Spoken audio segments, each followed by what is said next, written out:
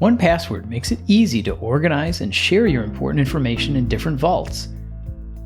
Anything you move to a shared vault is immediately available to everyone who has access to that vault. To get started, open 1Password. Select the item you want to move or copy to a different vault. I want to share my Wi-Fi password with my family, so I'll select that. To see a list of all your vaults, click All Vaults. If you have a different vault selected, you'll see its name instead of All Vaults. Now I'll drag the item to our shared vault to move it. To copy an item, hold down the Option key while dragging.